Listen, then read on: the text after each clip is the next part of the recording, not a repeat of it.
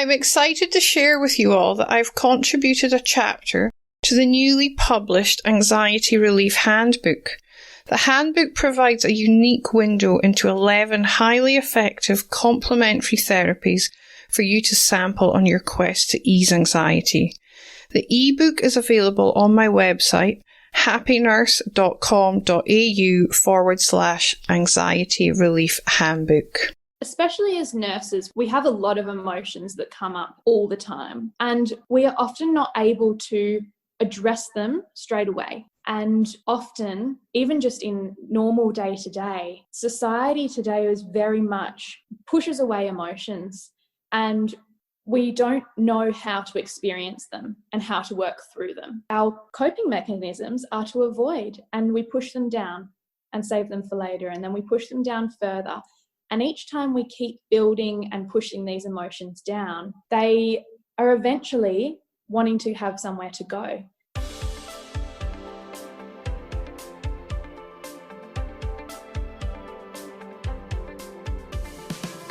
Welcome to the Happy Nurse podcast. Nurses are the backbone of healthcare, always there to care for strangers as if they were one of their own, often forsaking special moments with their own family in order to ensure another's loved one is being cared for. As nurses, self-care is essential.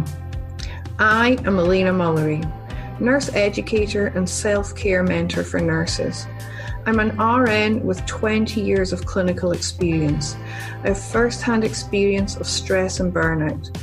It was this experience which led me to develop a passion for personal development and pursue the study of mindfulness, meditation, hypnotherapy, and neuro-linguistic programming. Each episode, I will be promoting self-care strategies to those who always care for others. I have broken self-care down into 5 aspects: mental, emotional, physical, spiritual, and indulgence, to make it easy to ensure all your self-care needs are being met. Each episode, I will interview nurses and self-care gurus from around the world to help you with each aspect of your self-care. Welcome to the Happy Nurse podcast with Elena Mullery. Hi everyone, welcome to this week's episode of the Happy Nurse with Elena Mullery. Today I am joined by the lovely Chambrie Ferrier. Chambrie has been a guest previously on the show, and today I have asked her back so we can have a chat about meditation and its benefits. Chambrie is a registered nurse, a Reiki master and practitioner, and is studying a postgrad degree in psychology. Through her own journey with physical and mental health challenges, she found a disconnection between the treatment of mental and physical health. Throughout her nursing career, she's found similar comparisons when looking after her patients. Welcome back, Chambrie. It's always a pleasure to have you on the show. Thank you so much for having me. It's very exciting to be back. And I'm really looking forward to this episode. I promised the listeners quite a number of episodes ago that I would do an episode just on meditation. And I thought, rather than me just speaking about meditation, it would be good to open up a conversation with someone else around it. And I thought, who better than yourself? So wonderful. Thank you.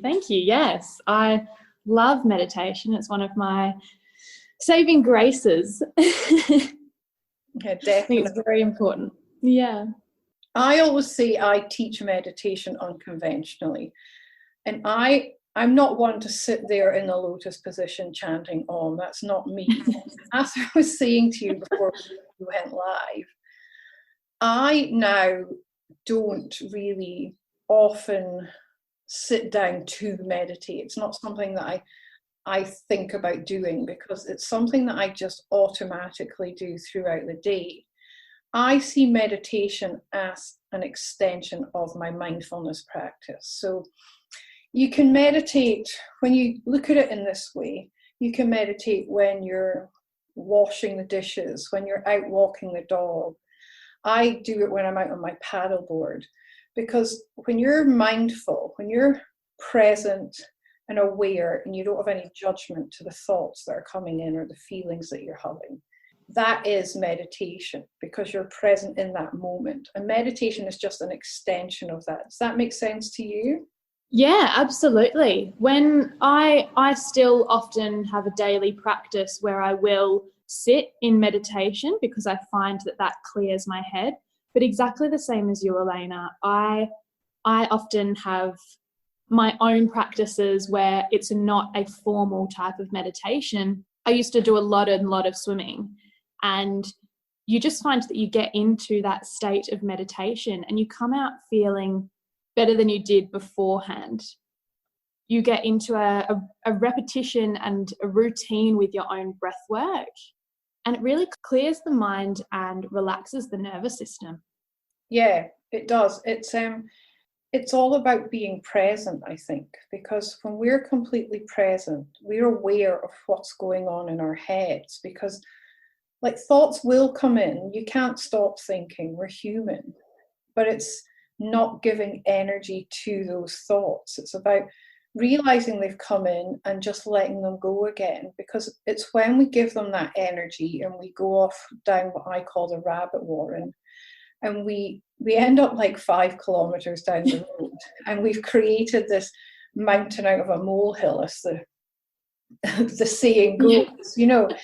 And it's being aware when that is actually happening. And if you do start to go down that rabbit warren, it's okay. But when you realize you pull yourself back out and just refocus and recenter on the present moment. And one great way to do that is always just to take a couple of deep breaths, because that just grounds you back in the present moment again. Yeah, definitely. And they are the typical benefits of meditation. And I use meditation a lot in my mind brain. When I look at the 3 brain model, the physical health, the mental health, and the emotional health. And the mind brain is all about our mental health. And it is that stopping that monkey mind that you talk about, Elena, and the mind chatter.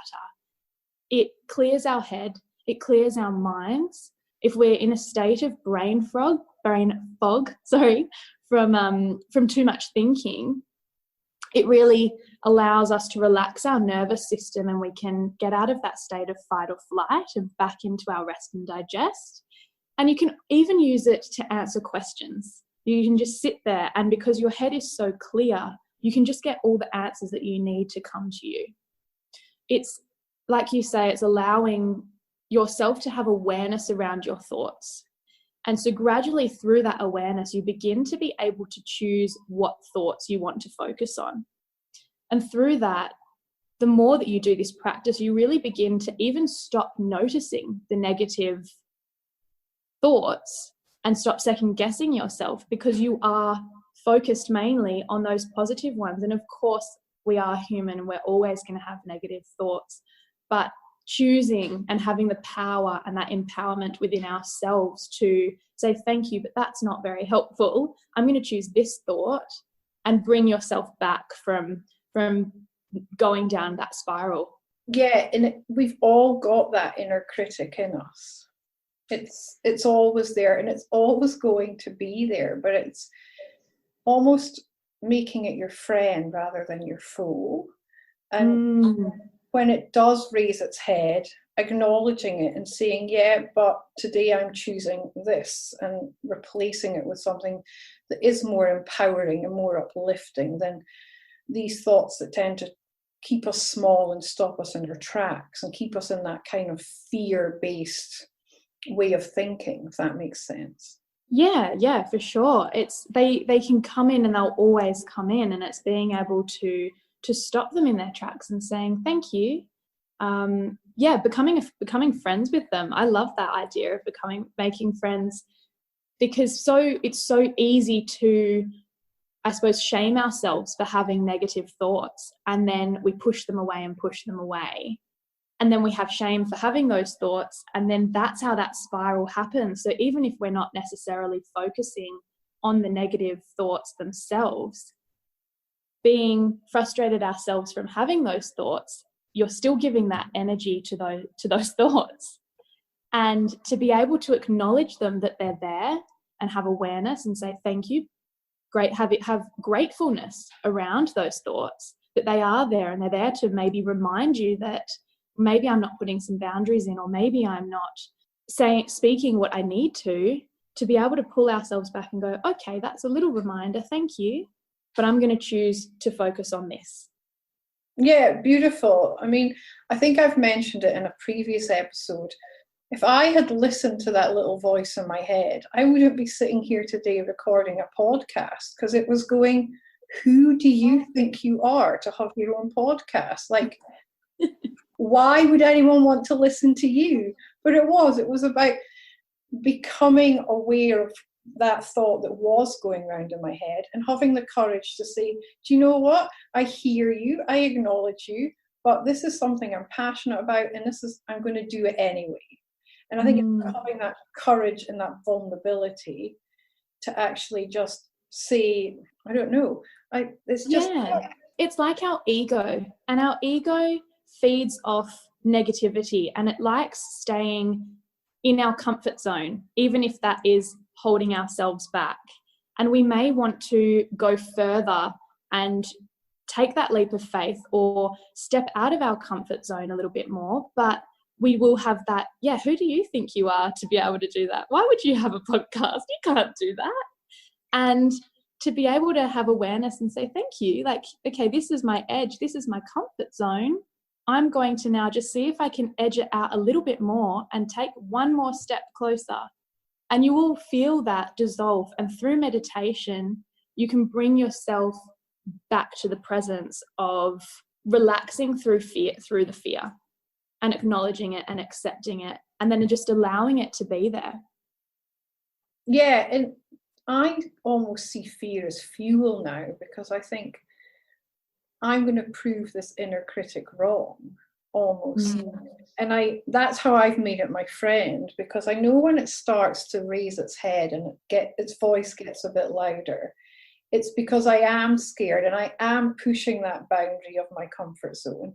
And I always think it's a good thing, because it's reminding me that I am doing what I love and what I'm passionate about, and about trying to make the change in the culture in nursing and encourage us all to look after ourselves a bit more. So yeah, there's always fear in the background, but it's just about allowing it to fuel us, not to stop us in our tracks. Yes, I love that. And we are, in a sense, creators of our reality.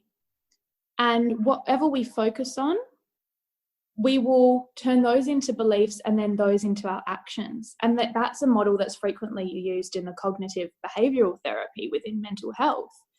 And if we're constantly focusing on those negative emotions, then we're going to have negative belief patterns, and then consequently our actions will be that negativity, and we'll step back from what we want to do.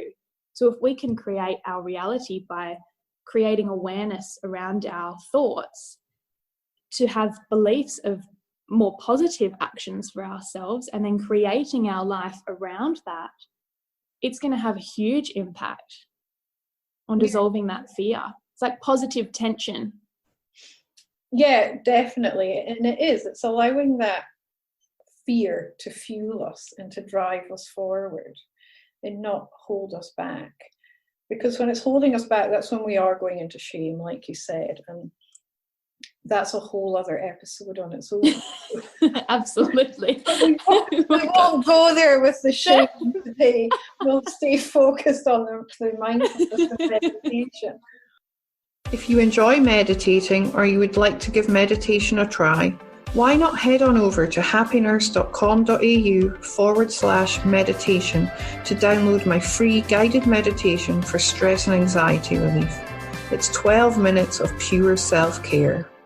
We were going to now take you through a bit of what they call a body scan meditation. This is something they use in cognitive behavioral therapy. And it's actually one of the first forms of meditation I was introduced to back in, 2004, when I sought help for the grief I was going through following my brother's death.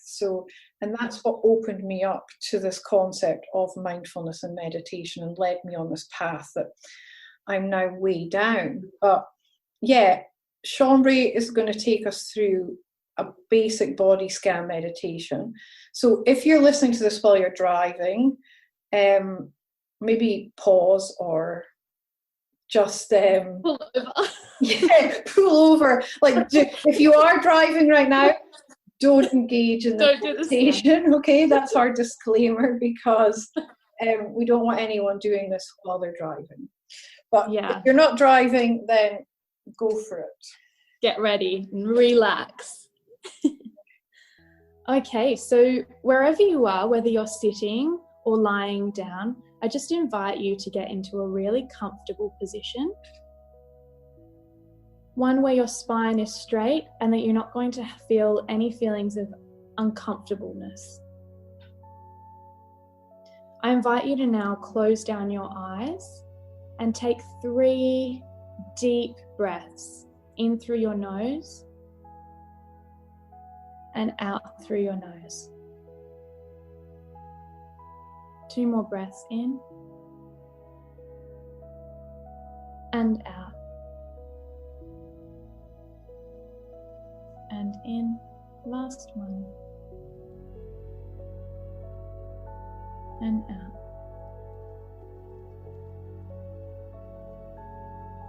I now invite you to draw your attention to your toes. Just feeling any sensations that are there. Up to your feet and the soles of your feet. Just noticing the connection that they make with the floor. Your heels. Your ankles. Is there any tension there? Going further up our calves.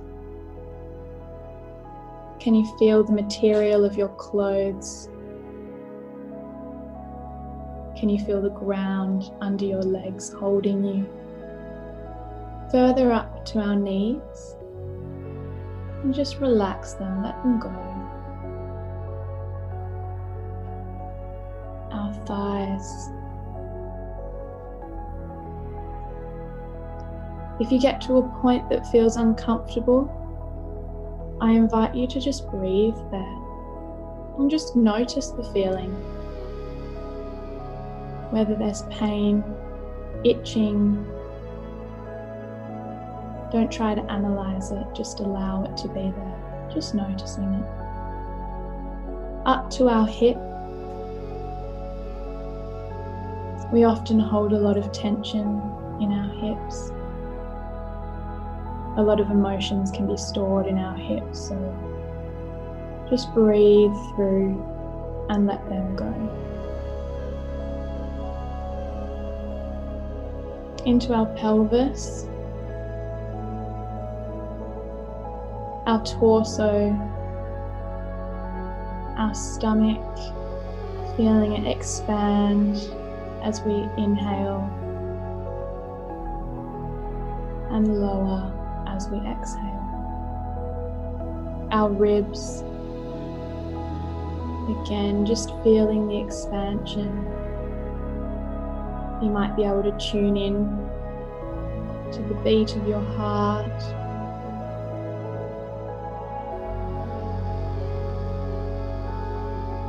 Coming up to the shoulders, allowing your shoulders to relax if there's any tension there. Let them fall back if you're lying on the ground and down if you're sitting. Down your arms to your elbows, your forearms, and the tips of your fingers. Again, just noticing if they're making any contact with the floor, any tingling sensations. Drawing our awareness back to our neck. In stressful lives, we hold so much tension in our shoulders and our neck. And in this breath, we're just going to let that go.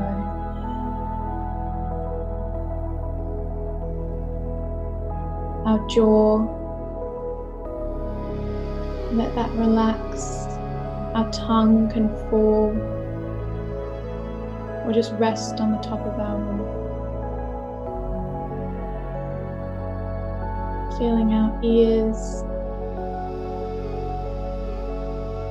our nose, our eyes, relaxing our forehead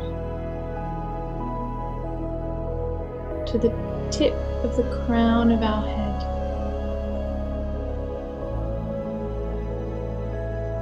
And just noticing how your body's feeling at this moment. Just noticing if anything came up for you, you felt uncomfortable in any way. Just allow it to be there.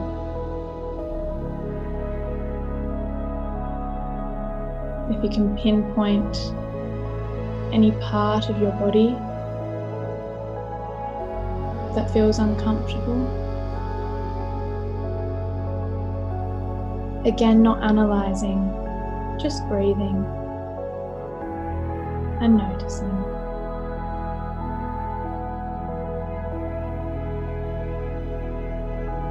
And slowly bringing some awareness to your fingertips and your toes as you come back into awareness of the room. And slowly opening your eyes. And welcome back. That was awesome. I joined in with that with you, Chambrie. Thank you. And You're welcome. I think it is very powerful to do that body scan, because not only does it get us to stop and just take stock for a minute, but it also gets us out of our heads and back into our bodies, because we spend so much time in our heads, like ruminating and going round and round in circles and thinking about stuff. We spend very little time actually focusing on our bodies and what our bodies need.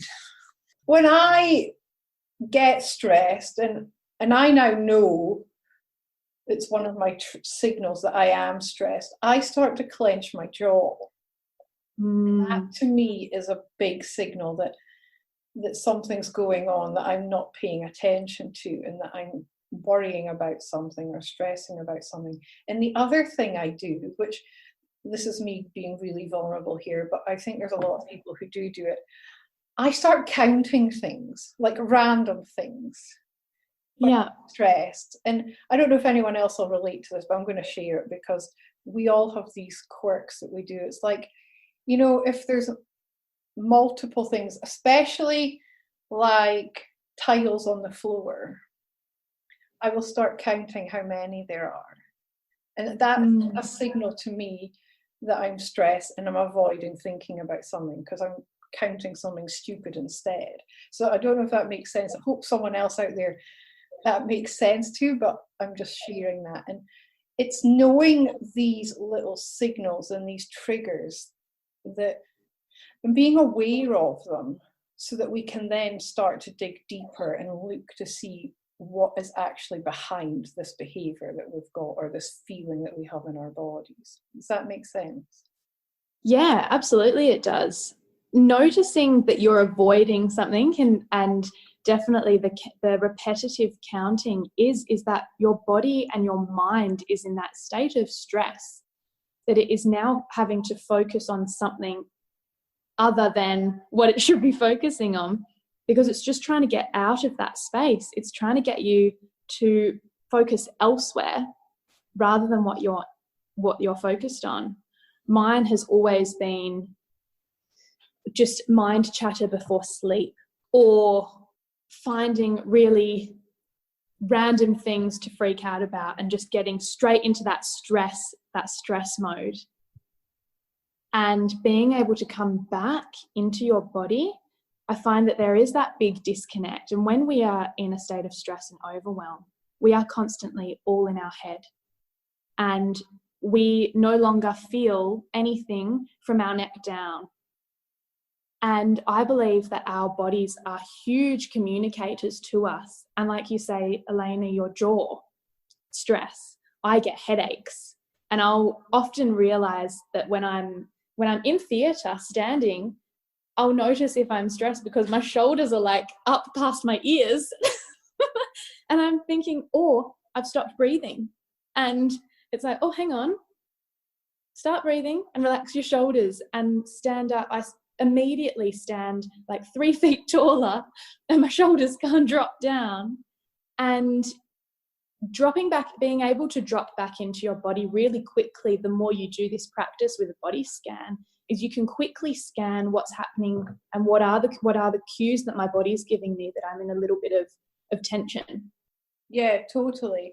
And it's, I think once you're aware of where you tend to store it or the behaviors you tend to start following or doing, the more you can actually kind of create a change in this and start implementing things to help you get out of that stress that you're in much quicker.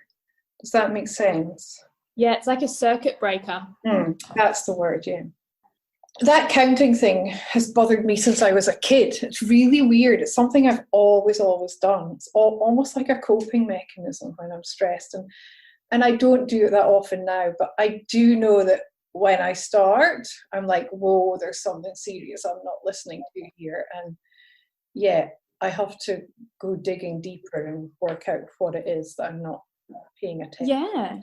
And counting is also, there's another meditation where you can literally count and you're counting as you breathe. It's Zazen.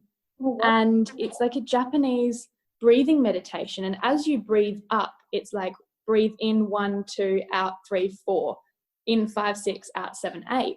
And as you go up, you have to try and get to 12. But every time a thought comes in, you have to go back to 1, 2, 3, 4. And so you're trying to make that so it can, your body is telling you, like, I need to meditate. Yeah, exactly. Like, I'm starting counting to zone out. Meditate. Yeah, so I always say that our emotions, especially, are kind of the barometer for our health, and I know you think the same way. So in the last episode, you spoke about how suppressing our emotions can be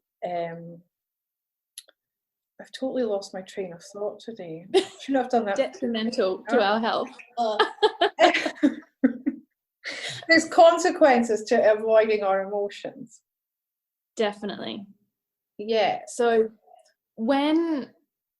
especially as nurses, we have a lot of emotions that come up all the time.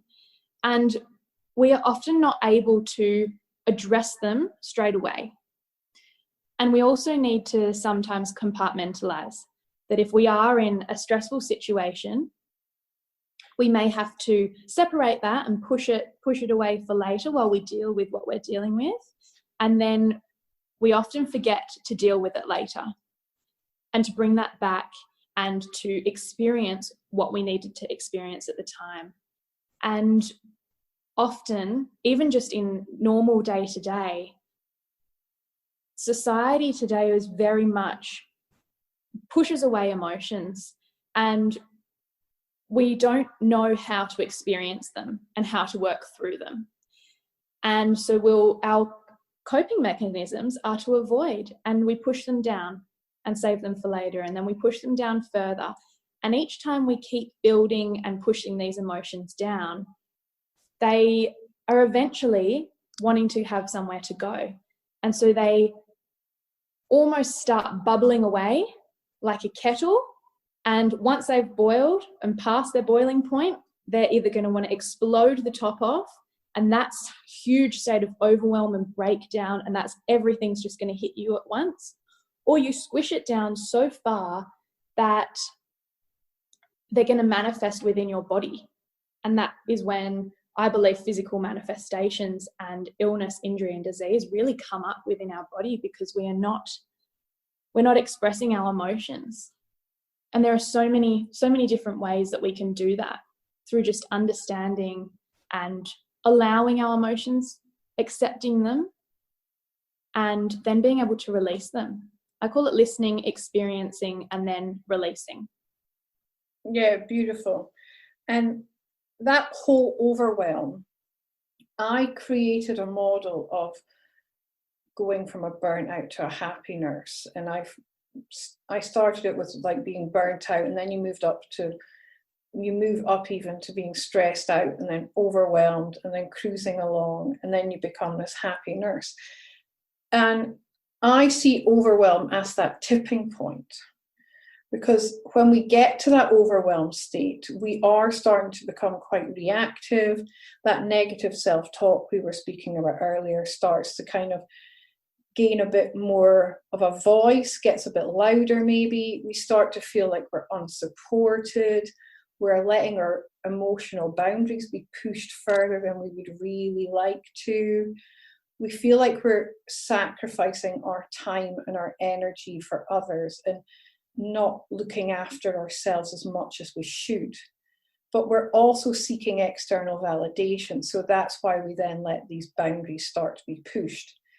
And when we're in this state of overwhelm and experiencing all these thoughts and emotions and feelings, that, as I said, I see it as the tipping point. We can either address what's going on and start working towards going to what I call the cruising along, where we are starting to get back control and feeling a bit more supported, practicing a bit more of a kind of optimistic outlook, getting control of that mind chatter, like turning the volume on it down a bit, just putting the boundaries back in place. Because if we don't do that, we're on the slippery slope down to burnout, where we end up in the whole feeling shame, blame, guilt, not good enough. You become disengaged, you become detached, life starts to get really chaotic. I mean, you don't want to go there. So if we can recognize when overwhelm is starting to kick in, we can start to make amends so that we don't end up going down that path to burnout. Does that make sense? Yes, yeah, it definitely does. I mean, I have a similar model to you, Elena, and it's our three brains of protective mechanisms. And it's our emotional health, followed by our mental health, and then our physical health.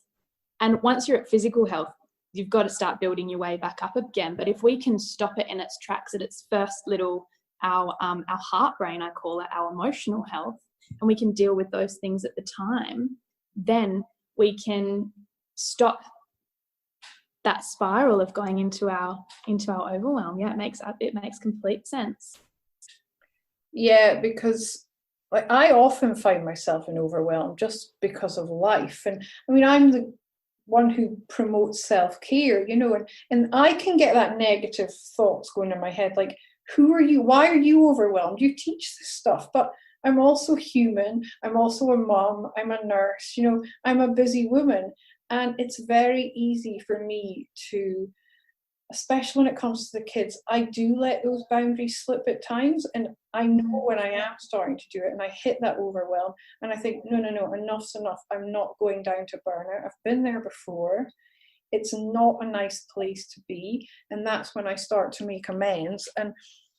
And before I know it, I'm back up at happy nurse. But there's no shame in hitting that overwhelm point. And we all get there at some point in our lives, and probably quite frequently in our lives, just depending on what's going on at the time. But I've always found if I do hit that overwhelm, just taking a few kind of breaths and really reassessing what's going on and what I've let slip and where I actually need to pay some attention before I start to become physically unwell. Yeah, we can look at it more as a reminder of where we're at, and you need to reassess what's going on at the moment for you, because then we can bring ourselves back faster. And so looking at breath work is another beautiful way we can integrate a bit of mindfulness and a bit of meditation, because it also, I suppose, facilitates the connection between our mind and the body. And the breath is, I know you've said before, Elena, we all need the breath. That's how we survive. And it is something that we always have and something we can always come back to. And the simplest one I love to do is, if you get in a comfortable position, I'll take you through it quickly. Again, if you're driving, stop or pull over, or don't do this one and play it at home later when you've gotten home from driving. If you sit up or lie down, wherever you are in a comfortable position, and just shut down the eyes, place one or both hands just on your belly, resting on.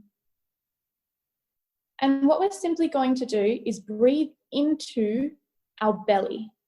And you're going to feel it expand as you inhale, and you're going to feel it retract as you exhale. And doing 5 deep belly breaths brings you back into your body again. It calms the nervous system and relaxes the body. And when we are in a state of stress, we start breathing with our shoulders and our rib cage. And we're not actually getting the oxygen where we need it to get to. It's just that hyperventilation almost. And allowing our breath to even visualize it going into our belly, you are able to get more oxygen into your body, have a deeper breath, and it's more of a connection back to your body again. And it's the simplest one that you can do, even just standing still. If you're feeling a little bit overwhelmed, just hands on your stomach, breathing into your belly, and you'll find that you're back in the present and feel really centered again. Yeah, it's very powerful, the breath work, and there's so many different variations of it, but your breath is always there. So it's something that's not going to elude you. If you are getting anxious or you feel yourself getting overwhelmed, being able to go back to that breath and using it as a tool to center yourself is very, very powerful. I know I work in recovery, as I've shared with you all before, and we often get patients wake up and all the anxiety from beforehand comes out post-operatively because they've had all the drugs to relax them. And we quite often get panic attacks. And when this happens, I always encourage them to start breathing deeply, because it just helps to get them out of their heads and back into their bodies. And it usually, 95% of the time, it has a really good effect. Definitely, because there's that element of confusion as well, where there is that separation for a moment under the medications, that they're feeling a little bit weird and they don't know how they're feeling, and they're trying to figure out what's going on at the same time. And it brings them back into their body and back with their breath, and you can rationalize again, because when you are in a state of stress, when you're in fight or flight, all rational thinking goes. And to be able to bring yourself back into that rationalizing back into your thoughts and coming back to the breath, it works whether you're in recovery or not. I think it's perfect. Yeah, and it's reassurance as well, like in that scenario, that they're safe, because everyone's always really scared when they go to theatre. Yeah, the reassurance and the focusing on their breath, and it does help to settle them back down again. Gives you that sense of control back over your body as well. Yeah, completely. Yeah. So, this episode's gone off on a few different tangents, but it's been fun. And I think it's brought awareness that meditation is not all sitting in the lotus position chanting Om. It is that extension to your mindfulness practice. And the stronger your mindfulness practice, the easier it is to meditate. And I mean, as I said earlier, I do it without even realizing I'm doing it now, because I have got such a strong mindfulness practice these days. And when we can be mindful and we are present and aware and we don't judge what's going on in our heads, I think we can turn up as much better caregivers for our patients, because we're not caught up in that hamster wheel of thoughts that are running round and round in our heads. What do you think, Chambrie? Yeah, I completely agree. It is always something that you can come back to. You'll always have it. Even if you have 2 minutes a day to come back into your mindfulness practice or meditation, wherever you are, whatever you're doing, whether that's with the breath or a body scan, it's always there for you. Yeah, and like there are so many different forms of meditation. It's too hard to kind of try and cover them all, but there are some awesome apps out there that I always recommend if you are looking to further your mindfulness and meditation practice, and those are Headspace and Calm. I'll put the links in the show notes. And there's also another beautiful one called Insight Timer, and it's free as well.